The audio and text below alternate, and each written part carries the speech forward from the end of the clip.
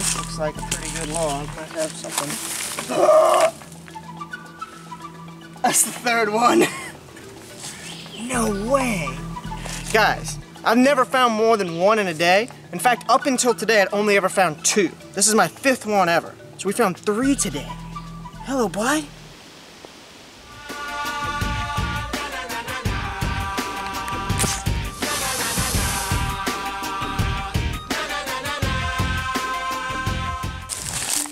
Alright guys, so today we're out in Honey Island Swamp and we're going to be looking for some amphibians. We actually got a low pressure system coming in right now, so it's going to be actually raining soon, so a lot of stuff is going to be active. Now this place actually has some of my favorite salamander species, it has loads of toads, and obviously of course it has snakes and some other really cool stuff here. And hopefully we'll get to find some. Also, I've got the hat so that none of y'all can complain about my hair, because I cannot get my hair cut right now, that's illegal, so don't get on me for that. Very nice log. Oh my goodness! Marbled! Marbled! Oh my goodness! Yes! Oh, he's beautiful! Have a look at this! That's a marbled salamander! Check that out! This is one of my favorite salamander species ever. I rarely find these guys. Hello, little guy. It's okay. It's alright. You're alright. My hands are already pretty moist, so I don't think I need to pour extra water on them. This is, without a doubt, my favorite salamander species. I don't know why, but they've just always been one of my favorites. Coloration and look-wise, and they've got a really fat body, like other mole salamander species. And they've got that marbled coloration, hence their name, marbled salamander. Now they can have vertical stripes or horizontal stripes. This is the more basic coloration that you're going to get for this salamander species. Now this is not a full-grown one, but he's not a baby by any means. I almost never find these guys. I've only ever found 2, I think. So this would be my 3rd one ever. Gorgeous. Now the reason that these guys are so difficult for me to find is, 1, because this area floods, and oftentimes it'll flood them out of their holes, relocate them, or even drown them sometimes, so they're not common in this area. And number 2 is, like I said, they spend most of their time underground. And this springtime is a really good time for them to start coming up under logs, and that's where that guy was under. Now these guys lay their eggs in the water, normally in the fall, and normally they'll hatch out as little babies, and they'll have little gill frills, and you'll see them swimming around in certain pockets of water, and it's normally really hard to tell the difference between salamander babies, but oftentimes you can see kind of marbled coloration on the babies when they're in the water. They look totally different than the adults. Now this would have been last year's baby, so he's definitely not a newborn from this year, but he's a pretty decent sized one. Awesome little guy. Well, I've held him for long enough, and I think it's time I put him back under his log.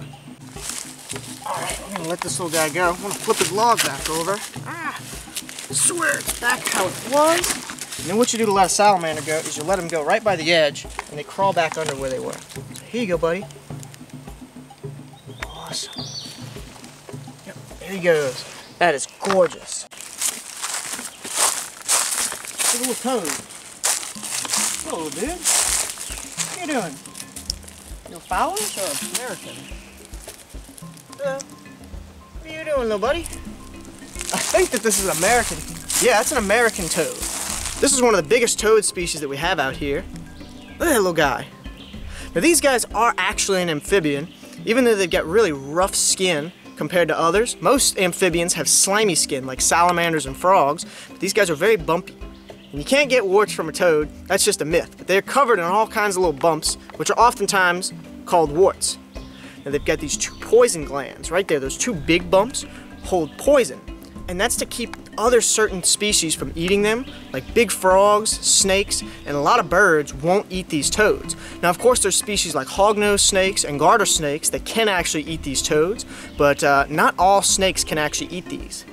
They've got a light orange color most of the time, and they get probably about 2 to 3 times this size, and they're very cute. Look at that little guy. They're not fast like frogs by any means, but oftentimes they'll be very close to their burrow. I've seen quite a few Fowler's toads today, and this is an American. They look a little bit different. These guys are bumpier, they've got ridges on the top of their head, and they're a darker color most of the time. They've got that light underbelly, And these guys are mostly nocturnal, but it's interesting. You will see them moving around a little bit during the day. All right, we're gonna let this little guy go. See you, bud. Keep hunting. Boop, boop, boop. Here's our next very good log by water. Should have a moccasin under it very easily. No way, another one. Come here, little buddy. He's got gorgeous colors. Oh my goodness. Hello. Have a look at that. It's our second marble. No way. He is gorgeous. Check that out. I didn't think he'd be under one like this so close to the water. Looks like he had just crawled under it. I guess they're moving around a bit today, because that's what it looked like for the last one too. Look at him, he's fat. He's a bump bigger, and he's got a lot more white coloration. Marbled salamanders can vary in their colors pretty drastically, but they're always going to have some kind of blotching of some kind. Look at that. Beautiful little guy. Once again, not a full-grown one. And what's interesting is, if you look at the tip of his tail here, I can tell that the very tip had actually been broken off by something before. By either a predator or something. It's a little bit harder to tell with salamanders, but you can see right there where there's a little bit of a indent. And that means that at some point, whether it was another salamander, a snake, a bird, who knows, but something ripped the very tip of his tail off, and these guys can release their tails. Now salamanders are super fragile by all means of the word. Once again, I have my hands a little bit moist while I'm handling them, and I don't want to handle these guys for too long. I handle them for 2 to 3 minutes normally, and then I want to put them back or wet my hands again, because the oils on your skin as well as salt can actually really damage these guys' skin. They're so sensitive. Now they're considered an indicator species, which means they're going to indicate the health of an environment and how well an area is doing, and see if there's any kind of chemicals, because they won't live in any environment where there's a ton of chemicals in the ground. Oh, it's okay, little buddy. So these guys are becoming increasingly rare throughout their range, especially here in Louisiana. This is not a species you see here much. More often than not, you're going to see these guys up and along the East Coast, and they like to stay around the Appalachian mountain areas, because there's lots of clear spring water flowing down the mountains and lots of underground springs there. Unlike in Louisiana, we mostly have swamps, and we do have lots of springs, but it's not something that they have very easy access to. Absolutely beautiful, and we've handled him for a little bit. He's very energetic still, so we're going to go ahead and let him go while he's like that, but that's incredible. Second marbled. Roll the log back over, and just like before, back under your log, buddy. Beautiful. Oh, it's okay. Come on. Get. Beautiful. All right, let's see what else we can find. That's incredible. Another back beetle. Got here. Oh, looks like something take off. Oh, slimy. It's a slimy salamander. Where'd the booger go? They are quick.